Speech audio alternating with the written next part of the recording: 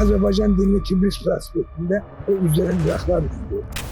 Xalqın uğrunda ölməyə dəyməz. 4-5 atası olan kişiden sen ne olmuşsan onu sakla. Elə faktlar var. Messi yere yıkıldı. Ama ben içime onlar ne asfalt salabilirler, ne beton tökebilirler. Bu dünyada olmayan dostlarımdan zəng gözləyirəm. Tamam, elə bir heç kəsdən zəng gözləmirəm. Zəng gəlsə də bir fərli zəng olur. Mən sinif etibariyle kətçiyəm. Öyle böyle naturalı, zır kətçi. Kətdə yaşayanda daha güçlü olur. Özünüzə qayıtmışsınız da elə bir. Bəli, özümüzə qayıtmışam. Həm də bir sən nətərdir. Mən gördüyüm şəhər deyil axı. Mənim gördüyüm şəhər 1962'nin Bakısıdır. İndi o Bakı yoxdur. Elə bilən belə qəriblik deyəm. Amma gəldim kəndə, orada da hamı məni tanıyır. O kəndinə mənim 64'dən də əlaqələrim var. Xüsusilə Şüəlan qalallar. Yaxşıyam. O beton zat, aslında insan her şeyi içinde gezdirir. O beton düz deyirsən, şəhər hər yan beton, asfalt. Amma mənim içimə onlar nə asfalt salabilirlər, nə beton tökebilirlər. Ömür boyu demək olar ki, informasiyasız bir mühitdə yaşamışıq. Müstəqillik ki oldu, informasiya o qəfil kəndə sel gəlir. Sən də bilirsən də dağlıq yerdən olmuşsan, böyümüşsən. İnformasiya seli bizi apardı. Apardı, özümüzdən o qədər uzaqlara apardı ki, informasiya seli bizim özümüzün. Nədir, mendir. Gender bərabərliyi. Bizim kəndə gəlib çıxmamışdı, ona görə də bir dənə boşanma yoxdur. Bilsən, bəzən görmüşsən, sən də, uşaqlar da görüb. Adam var, bahalı kostyum giyinip ama ona yaraşmır da. Adamda var sade giyinip yaraşır. Başa düştün. Yani biz o informasiya bolluğunu həzm edebilmedik. Səviyyə cəhətcə, savad cəhətcə, dünya görüş cəhətdə, milli şuur cəhətcə ona hazır dövdük. Ben həmişə demişəm televiziyalarda da, indi də yeri gəlib sənin sualına bağlı təkrar edirəm ki, bizdə milli şuur sıfırdan aşağıdır. Səbəb də budur ki, milli şuuru tənzimləyən, onu cilalayan nədir? Təhsil. Təhsilin özü yaman gündədir. Təhsilin özün deməli, xilas eləyən lazımdır. Başa düşsən, belə bir o qəza vəziyyətində yik biz. Bir də ki, mən keçən il yox, o birinin məndə bir informasiyası var. Bəlkə də sizdə də var, mən tamaşaçılar üçün deyirəm. İnişil, bildiri yox, inişil. Azərbaycanda 32.000 qanunsuz uşaq doğulur. Yəni bir uşaq doğulur. Başa düşürsən, bu da böyük fəlakət. Bu da böyük fəlakət. Yəni bizə yaraşmayan. Bizən adama yaraşmayan şey olanda ona həmişə əziyyət verir. İstəyir geyim olsun, istəyir ayaqqabı olsun, istəyir münasibət olsun, istəyir dostluq olsun. Və bir də üstə gələk bütün bunlardan sonra, Ömər, qurban sənə, bir də üstə gələk, hər kəs özü kimi yaşayanda ona asan olur. Bax, indi bir şey demirəm, o cırıq şalvar zat geyirlər, mən geri qalmış oğlan deyirəm, metroya girsin, oğlan, qız, biraz da laf orta yaşlılar da cırıq-mırıq şeyler giyirlər. Bu bize ait deyirlər. Bildin? Yəni biz qərbi imitasiya edirik. Mən eləyirik və qərb ola bilmirik. Qaydırıq ki, özümüz olaq, görüyor özümüzdə yaddan çıxmışıq. Unutmuşuq, yaddan çıxmışıq yox. Özümüzü unutmuşuq. Başa düşdü? Yönlü bir şəhərli də deyil. Nə şərqlik, nə qərblik, nə şimallıyıq, nə cənubluq. Əslində normal mühitdə yazıçılığıyla məşğul olmalıdır. Yəni orada enerji gedir. Amma o ki, belə ihtiyac yarananda ki, o deyilməlidir, yazısı onu mütləq deməlidir. Sən nə oxşuyur? Bir dənə şey deyim sənə. Nə deyim? Bir dəfə bir hanım var, familiyası Şirinova'da, Ayda hanım. Bu vaxtında batalyon komandirinin mavini olub. Onun yubileyi keçirilirdi Rəşid Behbudov teatrında. Mən o hamı tərifləyirdi, qadın komandir, batalyonun mavini falan. Böyük işdir də öz aramızdır. Elə də çox kişilərin bacarmadığı işdir. Məsələn, deyirsən məni tutarsan, mən nə deyirəm? Bu bəlkə sualı ilə bağlı. Mən də durdum, dedim yubileydə adamı xoş söz deyərlər deyirəm, dedim amma Ayda xanım Şirinovanın 1-ci Qarabağ müharibəsində batalyon komandirinin mavin olmağı məni o qədər də açmır. Çünki deməli kişi defisiti var ki, qadına ehtiyacımız olur. Mən də istəmərəm, qadına ehtiyacımız həmsə var, qadın kimi qadına ehtiyacımız olsun. 5 mərtəbəli müraciət var qadına. Sayıram. Dünyanın heç bir ölkəsində yoxdur. Heç bir xalqında yoxdur. Deməli, banu, bəyim, xanım, xatun, 5 xanım, xatun. Biz Azərbaycan kişisi olaraq xanımlarımıza, qız balalarımıza, analarımıza, nənələrimizə bu cür 5 mərtəbəli münasibətimiz olur. Dünyanın heç bir xalqında belə 5 mərtəbəli qadına, qadın cinsinə münasibət yoxdur. Bildiyin, qadın o, qadın kişi bərabərliyi bilsən nətərdir, o qeyri-mümkün şeydir. Elə, əgər Allah'tan böyüyü ucası yoxdur da, düzdürmü?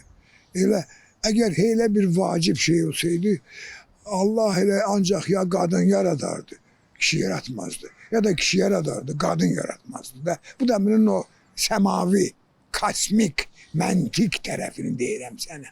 Afrikası, Amerikası, nə bilim Avropa, hər yerdə də olmuşam.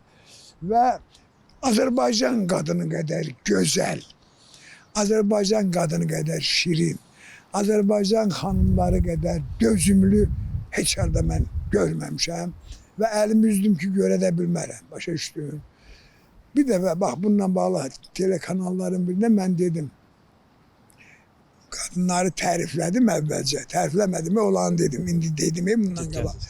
Tərifləyəndən sonra dedim ki, ay sizin başınıza dönüm, ay qurban sizə, küyə getməyin, küyə getməyin. Siz tezdən ged işə, axşamacan qal işdə, düzdür? 6-da, 7-də, 8-də gəl gücün çıx evə. Sonra evdə uşaqların əyni, başı, yeməyi, içməyi, düzdür? Evin təmizliyi. Sonra hətta bir yumor, belə yarım yumorla da dedim ki, hələ bir uşaqlar yatandan sonra bir kişinin də qolluğunda durmalısan. Hə? Qurban olum sizə. Niyə özünüzü belə əziyyətə salırsınız? Əslində, mən biləm bu qadın bərabərliyi, bu gender, o vicdansız kişilərin uydurmasıdır. Qadınları hərifləyirlər. 3000 insan işləyə bilər. 8, 8, 8. 3 dəfə 8-in neçə eləyir? 24. Bütün günü mən müraciət elədim ki, hərifləyirlər sizi. Evin vallah demirəm, qadın getsin işə, bayıra çıxsın, evdə həmişə oturmaq düz deyil.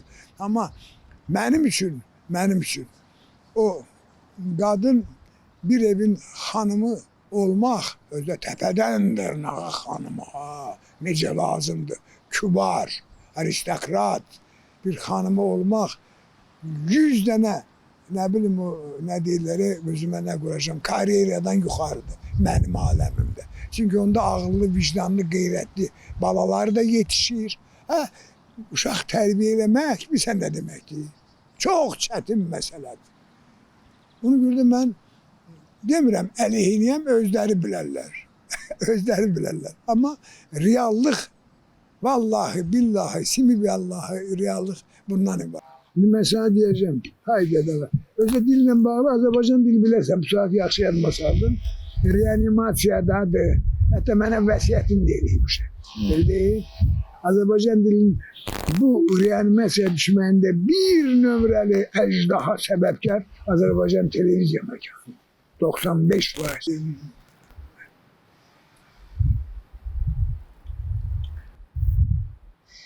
Adı da belədir. Cümlə qurmaq, dövlət qurmaq qədər çətindir. Bildi? Bu belədir. Anlayanlar, duyanlar üçün. Duymayanlar da elə bu nə danışır? Dövlət qurmaq hara, cümlə qurmaq hara. Amma onlar unudarlar, əgər mənə belə cavab versələr ki, onlar unudarlar ki, elə dövlətin özündə danışıqla, dillə, cümlə ilə qururlar da. Elə konstitusiya, dövlətin mayası nədir? Həmən o cümlələrdən ibarətdir. Düzdür. Məsələn, bilsən nədədir? Bax, sənə elə belə deyirəm də, toylara, yaslara gedirik də, nə qədər israfçılıq var. İsrafçılıqdır da, düzün. Həddindən artıq stolun üstündə. Bu bilsən, öz başına yaranmıyor. Əzizim, millətin xalq olaraq başına nə fəlakət gəlirsə, əvvəl dilində olur, sonra dilindən sürüşür, düşür məişətimizə. Onu biləsən. Dildən israfçılıq, məsələn, 2 sözlə deyə biləcəyimiz sözü 6-7 sözlə deyirik. İsrafçılıqdır da. Məsələn, tütün məhsullarının istifadəti sizin sağlamlığınız üçün zərərlidir. 7 söz getdi, tütün zərərlidir, tütün zəhərdir. Mənim bir mamam vardı, mama Bibiyə deyir. Bibiyə deyirlər Bakıda. Tərcümə eləyəndə Bakılılara bibi olur. Deməli, bir dəfə mən 1-ci kursluqdan getmişəm, mamam dilin bağçasında oturmuşam, Mədinə mamam dilin. Görürəm ki, o tərəfdə də qadınlar oturur. Mən dostlarımla, sinif yoldaşlarımla da belə oturmuşduq, belə keyf edirik. Gördüm, o da 3-4 qadın danışır, dillə bağlayırım. Bir cavan gəlin var, 25-28 yaşında. Ağzını açan kim ömər? Buna deyirlər, sən yum. Bir dəfə, 5 dəfə, yazıq bu da elə yumru. Axırda mənim o Mədinə mamam o xanımlara acıqlandı. Dedi, az, ay diliniz qırılmasın. Qoyun o da sözünü desin də, axı söz ağzında iyləndi. Akademik bu deyil, mənim Mədinə mamam. Sözün iyini alimlər bilmir. Onlar ancaq şorun iyin bilir, pendirin. Yəni, iyilənməyə meyilli qida məhsullarının iyilənmə. Sözdə iyilənib artıq. Bilsən, həm də dildə belədir ki, sözün yükü yalan olanda, Ömər. Yalan olanda o söz hürmətdən düşür. O söz həm də bir qabıqdır, eləmi? İçində. Və o, deməli, təmiz öz ləyaqətini itirsə, mən sözə canlı bir varlıq kimi baxıram. Mən sözə bir adam kimi baxıram. Bildiğin, ta ki bizdə burada 10 milyon əhali varsa, neçə mində sözümüz var. Elə ki, neçə min adamımız var. Başa düşdün mü? Məhəmməz. Ona görə bu çox böyük, ən böyük. Məsələn, mən Qarabağlıyam, sən bilirsən də. Hələ Qarabağ alınmamışdan qabaq aparıcı məndən soruş eləməyəm, siz Qarabağlısınız da, için ən böyük problemimiz yəqin Qarabağ olar. Hələ Qarabağ alınmamışdı. Dedim, xeyr. Mənim ən böyük problemim Qarabağ 2-ci plandadır. Ən böyük problemim Azərbaycan dilinin reanimasiya vəziyyətində olmağıdır. Sabah Qarabağı alacağıq, ya birisi, ya tay birisi gün. Acaba biz gedib orada hansı Azərbaycan dilində danışacağıq? Televiziya məkanının dilində. Rahat döşənə içməyi də, siqaret çəkməyi də mən öyrətmişəm və hətta onun sevgilisinə də onun sevdiyini mən demişəm. Olur, onu demişəm dəfələrlə televiziyada. Bəli, Ramiz Rövşən belə olar. Bilsən, çox istedadlı olardı. Amma onu sevirdim yazılarını. Elə 64'ten de bir yerdik bugün de. İstəyirdim ki, bu təkcə şair kimi yox, bir oğul kimi də mənlik olsun da. Bu ana uşağı idi. Evdən bunu bayra çox elə bırakmırdılar falan. Mən onu vallahi sual versəm, onu bir də 2 dəfə demişəm. O vaxt mənə demişdilər, mən də mənə deyiləni ona dedim. Dedim ki, Ramiz bilirsən də, sigaret çəkməyən oğlanları qızlar tanış olmur. O şimdi belə buradan başladım. İlk ösküre olsa da sigaret. Biraz narazı başladı sigaret çekmeye, sonra da çekti. Ama içkini, Hazret içkini memnuniyetle kabul edildi, sonra da ora bura uşağı açtım da, ve ona çok lazımdı ben bile. Bu artık Ramiz oldu benlik. Hem mesela bir defa bir yerde Geçmiş baş nazirin mavini vardı, Əskər Məmmədov. Şimdi kinodan gelirdik. Profesör oğlu üniversitetin girəcəyində içeride. Burada arama telefon vardı. İndikiler bilmir o nədir. 2 köpük salırdın, danışırdın. Başında kızlar telefonla danışırdı.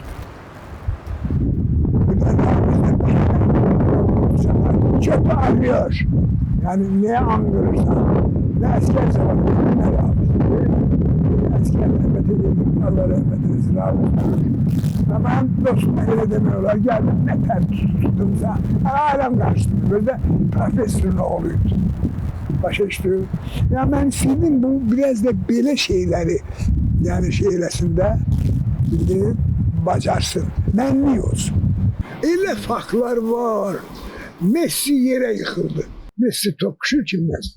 Göğe yıkılan eşitmişsen. Adam yere yıkılan. Cazibe kanunu var. Bunun esası var. Evet. Yani dilimiz Azerbaycan televizyon mekanında. Ben buradan sizin televizyon vasıtasıyla değilim. Tam 100%'lik Azerbaycan dilinde bir tane de veriliş yok. Kimin mübahisesi var? Beni bir şer atan kimi versinler merkeze gelsin sunti. Ne kadar bu muhbirler Allah Allah Allah Allah. Ne kadar ibareli. Sen Azerbaycan dili artık böyle enlik, kirşanlı, bu sirkonza dedikleri bak hele bir dile çevrildi. Hatta ben elə bir ki Azerbaycan dili hakkında bu vardı o kadar fikirleşmişim. Hatta bana elə gəlir ki Azerbaycan dili o kadar ezilip düzülen bir dile çevrildi. Yersen ben geceler onları Azerbaycan dilini Tibris prospektinde o üzülen raklarla görürüm. Kim çatırsa. Halkın uğrunda ölmeye değmez vergül. Çünkü halk hakikat değil, hakikatin yolunda ölmek lazım. Seyran Səxavət. Televiziyadan danışdıq. Musiqinin və filmlərimizin vəziyyəti ilə bağlı sizdən soruşmaq istəyirəm. Razısınızmı, razı deyilsinizmi? Musiqi də bayaqları bir söz dedim ya oğul. Dil doğrudan Allah'tan aşağı dildi de. Bak o dedim ya dilimiz Azerbaycan dili reanimasiyadadır. O palatanın böğründe kino da reanimasiya vəziyyətindedir, musiqi də reanimasiyadır. Bu palatalar yanmayandır. Çünkü ben dilimize gitmiştim değmeye, biraz poetik değilim de. Dedim burada kimdiler? Dedi burada da kino, Azerbaycan kinosudur ve Azerbaycan müziğisi. Gene dille bağlı. Bak sana bir söz diyeyim. Hissedemsen, elememsen, seher, şimdi sen mənzərəli yerlerini okursan da, okuyurlar. Bunlar bülbül yoktu, haberiniz var. Hamısı qara toyuqlardı okuyan. Bilirsən sen onu. Bülbüller yoktu. Şimdi Azerbaycan musikisinde de okuyanların 99,9% qara toyuqlardı. Bülbüller yoktu. Təbiətdə də belədir. Ta ki sənətdə də belə. Görsən də seriallarda da birbirindən mənasız, düşük, səydəş şeylerdir hamısı. Lazımsız şeyler. Deməli, milli ədəbiyyata söykənməyən, ona arxain olmayan, ona güvenmeyen kinematografın ne evveli var, ne ortası var, ne ahırı var. Şimdi pullan verirler, gelirler küçeden tutma, ne bileyim əxlaqı yerinde olmayan, Azerbaycan xalqının deyir, mən anası kimi deyirəm ki, esat yok diye başa işlerim. Bəs filan şey filan çıxırlar televizyaya. Müzikçiler hamısı hakkıyla çıkırlar televizyon. Onun içinde layıklı bir iki nefer okuyan da var. Tapmaq olar. Ama musiki berbat gündədir. Bayağı musiki baş alıp gelir. Bəziləri də özlerine bəraət kazandırır ki, xalq bunu istəyir. Xalq uşaq kimi şeydir. Əgər evdə, bak sen de bir kızım var. Şu an demirəm, mən özümü qoyayım. Evdə mənim uşaqlarım hələ balaca vaxt olanda ne istəsələr, ben onları ona versem onların ahırı yoktu. Bunlar bədbəxt olurlar. Xalq uşaq kimi şeydir. Onun istəməyilə deyil ha. Sen onu öyrəşdir başka şeye. Razısan məndən? Ona göre bugündük. Ona göre milli şuur sıfırdan aşağıdır. Ona göre gözümüz heç nədən doymur. Ona göre belə ne bileyim. Azerbaycan dilinin saflığı uğrunda müharibə elan eləmişəm. Tək başına. Bəli. Amma ümid eləmişəm ki, mən tək olmayacağam. İndi gör nə dedim. Çoxunun kökünə birə düşür. Dedim ki, çox müraciətlər eləmişəm, heç kəs mənə kömək eləmir. Dedim müharibədən qaçanlara nə deyirlər? Ferrari. Dedim bir siyahı tutmuşam, artıq orada 28 akademik də var, yazıcı da var, şair də var, narodlu, xalq şairi də var, hamısı. İndi mənə zəylər olur ki, dedim özü onları mən axırda çap edəcəm. Ferrari kimi. Dil Ferrarisi. Bəli, dilin təmizliyi uğrunda gedən, müharibədən qaçan Ferrari kimi. Onları tribunala verirlər, düzdürmü? Hərbi tribunala. Bəli.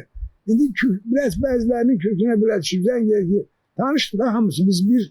O siyahıda mən də varam yoxsa? Mən də varam, deyirəm ki, bəzinə deyirəm ki, siyahı çıxanda baxarsan, görərsən. Deyir, şansım var, dedim, şansına deyil, belə 100% şansım. Ümumiyyətcə, o barədə mən qəti fikirləşmirəm. Fikirləşmək də istəmirəm. Mən geri qalmış adam da deyirəm. Mən bütün dünyanı gəlmişəm, Şimal Buzbəkərdən başqa hər yerdə olmuşam. İsmail'də də olmuşam, Paris'də də olmuşam, Yevlak'da da olmuşam, London'da da olmuşam, nə bilim, Ağzəbəddə də olmuşam, Barcelona'da, yəni də belə də, Amerika'da, hər yerdə, Afrika'da, hər yerdə. Bu süni intellekt bunlar bənlik deyil. Deməli, mən, çox sağ ol bu suala görə, Ömər, qurban sənə. Deməli, mən haqlı olaraq nə vaxtsa televiziya kanallarının birində demişəm ki, bəşəriyyəti ağıllı adamlardan qorumaq lazım. Kim çatdı sənə? Sən həm sualıma cavab ver, həm də bir də ki, mən belə başqa cür çıxmasın. Mən də uşaq deyiləm, mən də Allah yaradım. Mən də Allahın bir abzasıyam. Öz dilimizdə desək, bir cümləsiyəm. Mən Paris'də olanda 90-cı ildə şübhələndik ki, deyəsən bəşəriyyətin başı xarab olur. Eyfel qülləsində özdə. Allaha biraz yaxın yerdə nisbətən. Nədir? Orada bizim git, mən Fransız dostlar bizə banket verirlər, vida banket. Ruslar deyir, prəşşəlli banket. Orada bizim git məlumat verir, 90-cı ildə fikir verir. Bu bəşəriyyətdən şübhələnmək axı. Adamı deyirlər, uşaq bir dayan görəyi. Niyə şübhələrsən? Mən onu niyən deyirəm sənə. Orada bizə bir məlumat verdi ki, 90-cı ilə qədər Eyfel qülləsindən 364 nəfər özünü atıb öldürüb ki, tarixə düşsün. Bəşəriyyətin xarab olmağına səncə bir işarə deyil. Sən Eyfel qülləsindən, ay bədbəxt insan, Allah səni yaradıb, sən oradan baxıb Parisin gözəlliyinə valiq olasan da, özünü yatırsan, bu nə tarixə düşmək? Onlar qanmayıblar ki, onlar tarixə yox, 364 nəfər tarixə düşmürlər. Eyfel qülləsinin kəlləsindən yerə düşür. Parça-parça olur. Və mən orada iki daşın arasında qəfil Allah elə bir mənə dedim ki, Markeviç, keçmiş Çar generalının oğlu Belarus. Dedim, Markeviç, o 364 nəfərin içində müsəlman olur. Artıq ki, bir nəfər də müsəlman yoxdur. Dedim, bəs deyirsiniz ki, müsəlmanlar ağlı yoxdur. Dedim, hesablayın. Belə bir şey və bəşəriyyətdən şübhələndim. Sən bir ziyalısan, qələm adamsan, soruşuram səndən. Bu fakta görə bəşəriyyətin başının tərsinə çönməyindən şübhələnmək olar, olmaz? Olar. İstənilən yazıcı 100% əminəm. Gözəl senarist ola bilər. İstidadı var da.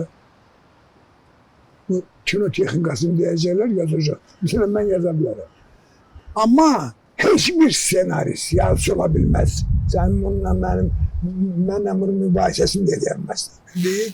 Heç bir senarist, en güçlü senarist de yazıcı ola bilməz. Yazıcı başqa şey. Bildin mi Mehmet? Buna inanırım. Onu yersen deməli, o bire inanmadığın avtomatik bir şey inandın ona da. Bildin mi? Yani bütün yazıçıların senarist olacağına inanmıram. Yani. Yok. Bütün olabilir. O başka şey. Yok, ben deyirəm istedadlı yazıçıların hamısı 100% senarist olabilir. Və əlbəttə ki, yazıçılar senaristlərdən daha yaxşı senari yazır. Bəli. Daha dolğun yazır. Çünki müşahidə qabiliyyəti. Çünkü senarist adlı senarist bir sənətdir. Ruslar deyir nizakonni rajcandır.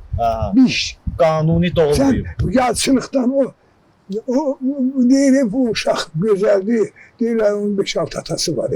Bax senarist sənət aləmində biraz yazıçılıq. Bir atası yazıçılıq. Prozadır, nəsrdir. Bir atası kinonun o texnikasıdır. Biraz bir atası rejissor, düzdürmü? 4-5 atası olan kişiden sen ne olmuşsan bunu sakla. İnansız nəinki yazıcı olmaq. İnansız heç kənd olmaq mümkün deyil, dəmirçi. İnansız heç yaşamaq mümkün deyil. İnanmaq. Əsas o en büyük ruh yüksəkliyi ilə inandır. Ben kişi kimi deyirəm. Bak gözüme bak, gör yalan danışmıram ki, ben səmimi adamım. Beni tanıyanlar bilir. İndi əlbəttə darıxıram və indi heç kəsdən zəng gözləmirəm. Baxma kimlərdən zəng gözləyirəm. Fuad Poladovdan zəng gözləyirəm. O dünyadadır. Yusuf Səmədoğlu'dan, Adil Hacıyev'dən, Zeynal Zeynalov'dan, ne bileyim bu qəbildən hamısını saya bilmirəm də. Yəni zəng gözləyirəm, fikrimi ümumiləşdirirəm. Bu dünyada olmayan dostlarımdan zəng gözləyirəm. Qalan elə bir heç kəsdən zəng gözləmirəm. Zəng gəlsə də bir fərli zəng olmayacaq. Səbəbi biz adım baş tənqid edəməli. Onun qədər gözəl cəhətləri vardı ki, məsələn, mənim heç bir adım yoxdur. Bir dəfə Qədir Rüstəmovdan birinci və axırıncı intervyunu mən almışım. Ben soruşdum, Qədir, adım var, bir boy. Bilmişsən, Qədirəm ben, ha? Şimdi benim heç bir adım yoxdur. Bir Yusuf Səmədoğlu adına ilin en yaxşı romanı mükafatını almışam, Mikrolog romanı. Bir de Nizami Gəncəvi mükafatı almışam. Və qalan heç bir xalq yazısı, nə bileyim, əməklər, incəsənət falan yox. Mesela adam səmimi olar da, adam səmimi olar sözünü kəndi deyirlər, adam kişi olar da, elə deyil. Mesela mən istəyərəm xalq yazısı olur. Yeganə bir dənə şeyə görə ki, xalq yazıçılığına təqaüd verirlər, prezident təqaüd. Bir də öləndə uşaqlar əziyyət çəkmir, hökumət səni götürür. Bizim Tofiq Bayramın, indi məsələn, o çoxdur xalq yazıçıları, xalq şairləri, onlar üçün elələri var ki, Tofiq Bayramın 2 misrası vardı. Bir dəfə bütün Azərbaycanın tanıdığı bir məşhur şair rəhmətə getmişdi. Bizdə bir tanınmış mədəniyyət mərkəzindən onu götürürlər, hükümət zat elə gəlmişdi. Tofiq Bayram belə baxdı, dedi ki, bizi götürürlər, Çiğində aparırlar, Fəxri Xiyabana. Baxdı, dedi ki, icazə ver, qəfil dedi, belə bədahətən, dedi, icazə ver xəcalətdən, icazə ver yerinə, icazə ver səmiyan əvəzinə, icazə ver yerinə xəcalətdən töküm ət, şeirini xalq bastıracaq, özünü də hökumət. Gözəl. İndi sən, mən ancaq o şeylərə görə istəyərdim, amma heç kəsin qapsız adında döyüləm, məni də görürlər, ondan sonra hamını görürlər. Elə adamlara veriblər ki, Allah xoşlar olsun, heç ədəbiyyətə dəxli yox. Siz Yazıçılar Birliyi məsləhətçisiniz. Bəli. Bəs Yazıçılar Birliyinin fəaliyyətindən razısınızmı? Fəaliyyətlərindən birisi əmniyyətlərdir. Yazıçılar Birliyi bu bir klub kimi şeydir. Biz oraya gedirik, müftümüz var orada, Natavan klubunda hesapsız her gün tədbir olur. Kitapların prezentasiyası olur. Birbirimizi görürük, hava ehval tuturuq. Yazıçılar Birliyi zavod deyil, fabrik deyil. Kənd təsərrüfat obyekti deyil ki, bu məsələn neçə hektardan nə qədər məhsul götürsün. Deyirlər ki, Yazıçılar Birliyi Azərbaycan ədəbiyyatına, müasir ədəbiyyatına mane olur. Onu kim deyir, yalan deyir. Mən onu bir dəfə də mənə demişdilər. Dedim, bir nəfər gəlsin, desin ki, evdə oturub əsər yazdığım yerdə Anar ya Fikrət Qoca gəldi ki, dur, burada əsər yazmaq olmaz. Yazıçılıq intim peşədir, başa düşdüm. Otur əsərimi yaz da.